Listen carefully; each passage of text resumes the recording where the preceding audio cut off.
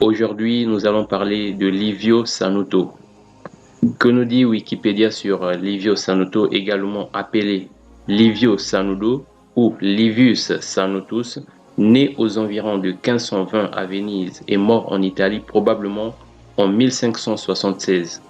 Nous allons lire plus bas, il est dit ainsi, il réalise des globes terrestres et le premier atlas de l'Afrique. L'Atlas de Sanuto est un ouvrage très exact et fort remarquable pour l'époque. Alors nous comprenons par là que Livio Sanuto est le premier à avoir dessiné, s'il faut dire ainsi, les cartes de l'Afrique. Et ici, on nous précise l'exactitude des cartes et la renommée de ses ouvrages. Alors voici une carte de l'Afrique de Livio Sanuto. Et la partie qui nous intéresse, c'est la partie de l'Afrique subsaharienne. Et plus précisément, celle de l'Afrique centrale, où nous sommes interpellés par quelque chose d'étonnant que nous allons zoomer. Nous avons ici, au cœur de l'Afrique, deux mots dont le premier est difficile à lire, du fait qu'il y a des V qui se sont entremêlés et qui rendent le mot difficile à lire en français. Par contre, le deuxième, c'est Terra. Et qu'est-ce que nous allons faire? Nous allons vérifier l'alphabet latin pour voir comment on a inséré des V là où il fallait mettre des voyelles. Et lorsque nous parcourons l'alphabet latin, nous voyons qu'il y a O, P, Q, R, S, T, mais il n'y a pas de U. Il y a directement un V.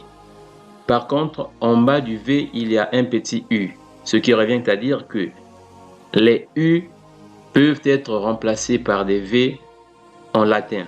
Voilà pourquoi nous avons ces mots qui sont compliqués à lire. Et donc, nous allons remplacer les U à la place de V pour avoir le sens correct du mot. En remplaçant les V par U et en traduisant intégralement la phrase qui deviendra Iuderum Terra, ça nous donne, comme par magie, le pays des Juifs. Donc, Iuderum Terra, qui est au cœur de l'Afrique, ça veut dire le pays des Juifs.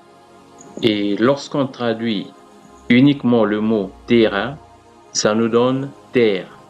Donc, Iuderum Terra, c'est la terre des Juifs ou le pays des Juifs. Donc, l'Afrique centrale, c'est la terre des Juifs ou le pays des Juifs, d'après Livio Sanuto. Nous allons ajouter un autre élément, celui de Guillaume de Lisle, qui est un géographe et cartographe français. Celui-ci a traité méthodiquement tous les continents un par un. Voici la carte d'Afrique de Guillaume de Lisle. Et nous allons toujours zoomer la partie qui fait l'objet de notre étude, c'est-à-dire l'Afrique centrale. Qu'est-ce que nous lisons? Le royaume du Makoko, habité par les Anzicains et dont dépendent 12 royaumes. Donc, le royaume de Makoko est constitué ou était constitué de 12 royaumes. Alors, quel est le peuple sur la terre qui est constitué de 12 royaumes, comme les 12 tribus d'Israël? Il faut rappeler que ces 12 royaumes sont appelés par les habitants de ce terroir par 12 Mavila.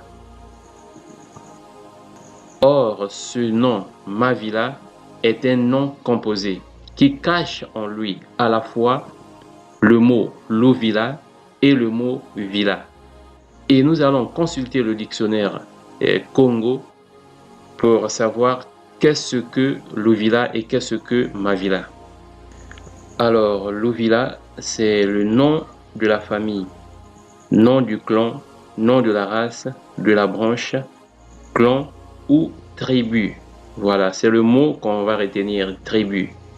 Et lorsqu'on voit le mot villa, c'est se perdre, périr, disparaître, s'égarer, disparu, perdu. Donc, on retient le mot tribu et le mot perdu. Donc, 12 Mavila signifie 12 tribus perdues. Comme, curieusement, les 12 tribus perdues d'Israël. Comment Livio Sanuto affirme que l'Afrique centrale est la terre des Juifs. Comment Guillaume de Lisle, pour sa part, représente le royaume de Makoko en 12 royaumes. Comment ces 12 Mavilas signifient 12 tribus perdues. Coïncidence?